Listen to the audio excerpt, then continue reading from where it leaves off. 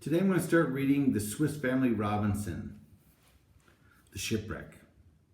Among those who suffered from the effects of the French Revolution in 1789 was a pastor or clergyman living in the west of Switzerland. He had lost all his property and therefore resolved to become a missionary. For this purpose, he first came to England with his wife and 4 sons, and soon afterwards accepted an appointment in a mission in Otaheite, the largest of the Society Islands situated in the North Pacific, and now belonging to France. With a number of the other passengers, he set sail, intending after a time to proceed to Port Jackson in North-South Wales, and settle there. He and his friends took care to provide themselves with such tools, seeds, plants, farm implements, and cattle as they could not purchase in the colony. All went well for a considerable time, but when they neared the equator, the vessel was assailed by a tempest of almost unexampled severity and driven out of its course, and it was in this moment when its fiercest was at its height that the story begins. The tempest had lasted 6 long and terrible days. On the 7th, far from diminishing, it seemed to redouble its fury. We were driven far from the southeast out of our course, and no one knew where we were. Everyone was worn out and exhausted with fatigue and long watching, and all hope of saving the ship had disappeared. The masts were broken and the sails rent. The ship, full of water, threatened every moment to go down, and each one, commending his soul to God for mercy, strove to find some means of saving his life. The boys clung to their mother and trembled with fear in our little cabin. "My dear children," said I, "God can save us if it is his will. If not, we must calmly yield our lives into his hands." My poor wife wiped her tears, and to give courage to her boys became calm.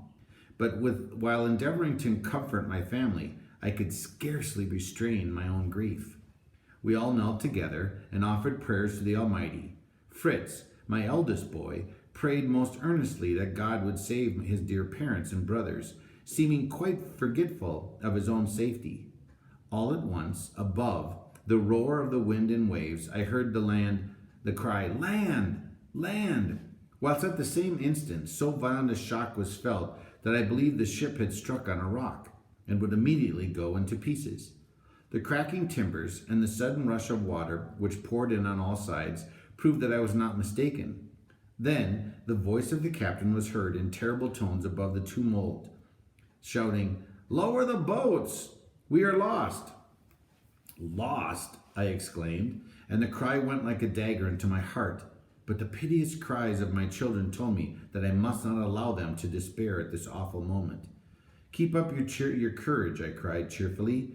"We are all above water yet. I will go on deck at once and see whether some way of deliverance may not be with us." I went quickly above, but I was immediately thrown down, and the wave after wave washed over me, dashing me to the deck. I struggled to withstand their force by clinging to the side of the ship, and then what a sight presented itself. One boat was far out to sea, and the last of the sailors, as it leaped on board the other boat, cut the rope and it began to drift away. I cried, I begged, I entreated them to return and take my wife and children, but it was in vain. My voice was drowned in the howling of the blast, and even had I been heard, the fury of the waves rendered the return of the boats an impossibility. Glancing around me in despair, I observed with returning hope the position of the vessel. The bow had sunk forward, leaving the stern, in which was our cabin, high above the water, and as the wreck was fixed between 2 rocks, there seemed to be no immediate danger in its sinking, especially if the storm abated. Looking towards the shore, which a misty rain obscured the view, perhaps making it appear more barren and desolate than it was, I determined to make an effort to reach that place of safety, and returning to my dear ones below in the cabin, I addressed them hopefully. "Take courage, my children," I exclaimed on entering. "All is not lost. The ship is fixed between the rocks, and our little cabin is high above the water. If tomorrow brings calmer sea, we may be able to get on shore." My boys received this news with transports of joy, but my wife, she noticed my anxiety in spite of my calmness, though I knew that her confidence in God was unshaken, and this gave me a new courage. Searching in the steward's room for provisions, My wife soon had a plentiful supper prepared for us, for, she said, nourishment for the body gives strength for the spirit, and we have a very disturbed night. And so it proved. The three younger boys retired to rest after enjoying a hearty meal, and were soon fast asleep, overcome with fatigue and excitement. But Fritz, the eldest, a youth of 14, preferred to watch with us. During the night the storm continued, and the waves broke over the lower part of the ship, with undiminished fury. From time to time a cracking noise told us that the timbers of the wreck were strained by the force, and continued trembling caused a dread that the vessel might at any moment fall into pieces. After all of the shocks, Fritz exclaimed, "Father, I have thought of a means of safety. Do you think we could find swimming belts on board for Mother and the boys and make something to support them in the water? You and I could swim to shore, but they cannot swim." "That's an excellent idea, my boy," I replied. "We will search at once." But there were no swimming belts there could be found.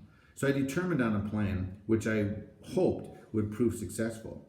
In the steward's cabin, we found a number of empty barrels, strong enough to keep a person afloat. These we fastened together in pairs, spaced below them to allow them from being tied under the armpits of the three boys and my wife. We also provided ourselves with knives, string, a tinderbox, and matches, and other useful and portable articles which we could secure about our persons, hoping that if the vessel went to pieces, we might be able to reach the shore, partly by swimming, and partly by being borne on the waves, and not quite desperate. Fritz, being now worn out, fell fast asleep. My brave wife and I remained awake, trembling at each shock that threatened to engulf us. It was a trying night for us both, and we passed it in prayer and consultation about our future. With thankful hearts, we hailed with delight the first glimmer of dawn, and as the wind was considerably abated, we felt somehow reassured and more hopeful of safely reaching land.